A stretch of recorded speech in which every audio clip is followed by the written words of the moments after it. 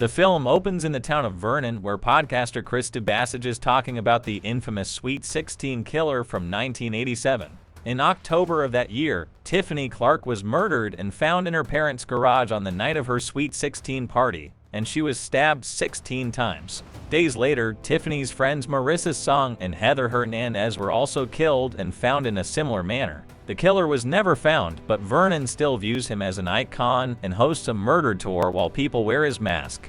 Teenager Jamie Hughes is getting ready to go to a concert with her best friend Amelia Creston. Her mother Pam tries to come in and tell her to be safe since it's the 35th anniversary of the murders, and Pam was friends with the victims. When Pam suggests that Jamie stay and celebrate Halloween with her and her dad Blake like always, Jamie coldly brushes Pam off before Blake takes her and Amelia to the concert. Pam is also seen getting a message from Chris, who Blake always found to be a creepy weirdo and always preferred his beloved newscaster dad Norm. While Pam is waiting for trick-or-treaters, someone wearing the Sweet 16 killer's mask shows up at the Hughes house. Pam thinks it's a crude joke until the guy slashes her with a knife. Pam uses self-defense techniques against him, but the killer overpowers her and stabs her to death. Her body is found by two kids before Jamie and Blake return to the scene. Jamie is left crying in her room, regretting the last thing she said to her mom. At school, Principal Doug Simmers offers his condolences to Jamie, while Sheriff Carol Lim suggests Jamie is a suspect or knows something about the killer's identity. Jamie fires back at her, saying she is as useless as her own sheriff father was in catching the killer back in 1987. Jamie later joins Amelia at the site of the school science fair, where her project is a working time machine based on the designs of her mother Lauren. While it is not complete, Amelia has the travel date set to October 27, 1987, which is the night of Tiffany's murder when the killing spree began.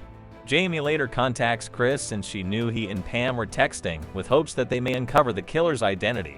Chris shows Jamie a note that was supposedly left in Pam's locker in high school by the killer, warning her she was going to be next. When Jamie returns to join Amelia at the fair, the killer appears and chases after Jamie. She hides in the photo booth where the time machine is, and the killer activates it by stabbing the control panel.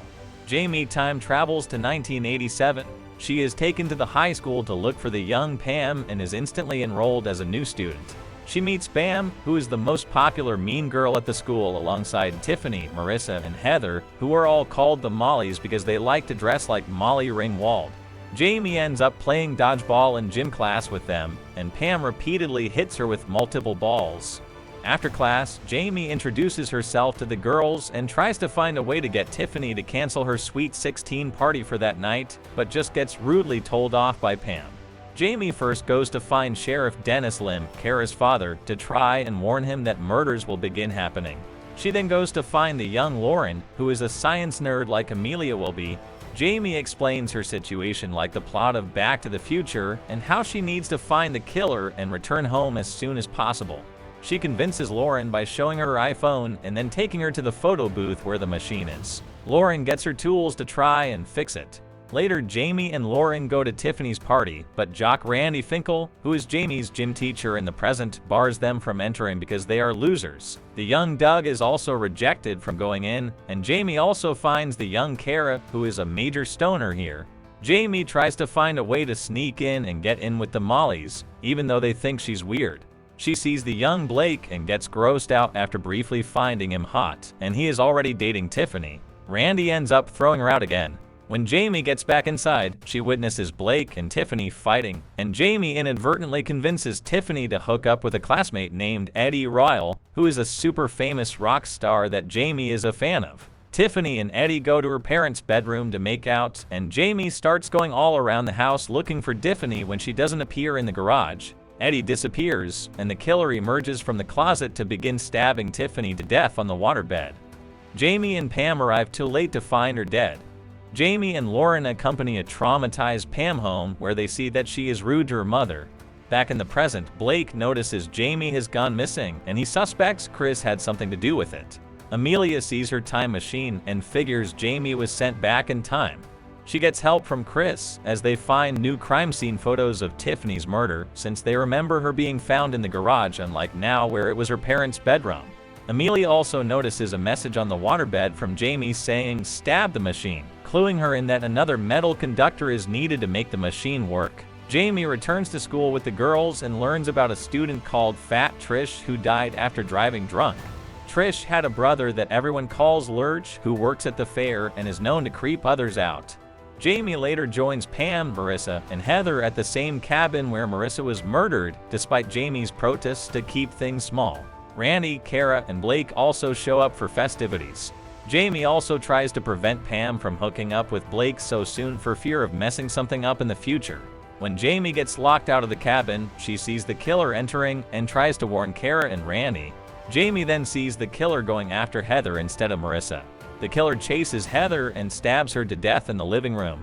Jamie and Blake manage to fight the killer off and send him running. Lauren later tells Jamie that her phone, which is going to help her return to her time period, is running low on battery, and if it gets to 0, Jamie will be stuck in 1987 forever. At the fair, Jamie sees the ride, the quantum drop, and thinks it can be an alternate source of power. Jamie only remembers it because Pam had mentioned that she found out she was pregnant with Jamie while on that ride. Jamie then sees Lurch, suspecting he is the killer.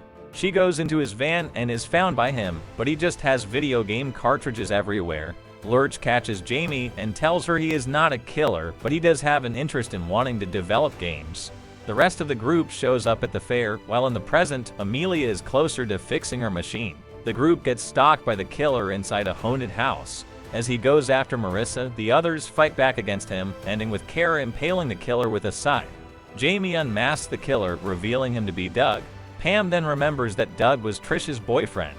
Marissa then realizes that Doug knew about a sleepover they had where the Mollies invited Trish over and got her drunk because they wanted to know if she really had sex with their coach.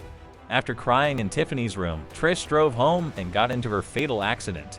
Jamie starts to blame Pam, thinking she would allow Trish to do that, but Pam says that she was in a fight with Tiffany at that point and was not at the sleepover. She also doesn't remember receiving a note in her locker like what Chris had shown Jamie. Moments later, another killer shows up and slashes Marissa's throat, forcing everyone to run. Also back in the present, Lauren finds Amelia knocked out, and the time machine is gone. Jamie runs toward the quantum drop, and the killer takes a moment to stab Norm on live TV.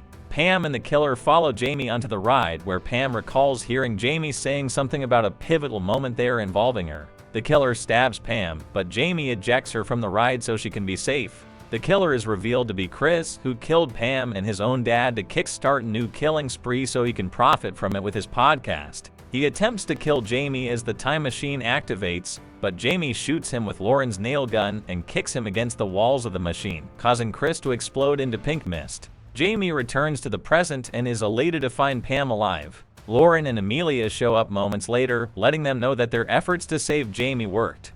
Lauren privately talks to Jamie outside, letting her know that a lot has changed since she altered the past, so she gives her a notebook to check in on all the differences. A young man shows up at the house, revealed to be Jamie's 34-year-old brother, who is actually the one named Jamie, and the main Jamie is now called Colette.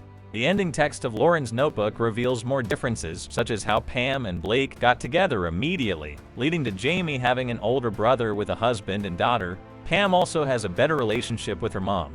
Randy became the school principal, and Kara is now chief of police and much happier with her job. Lauren has a better job as a bioengineer, and Amelia is still Jamie's, or Colette's, best friend and a genius. Lurch became a video game developer and started an anti-bullying organization in honor of Trish. Eddie Royal went from a hard rocker in a band called Killer Instinct to an emo band called A Waterbed Away because that's how close he was to death.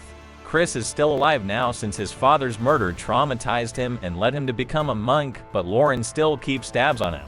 The movie ends here. Thanks for watching.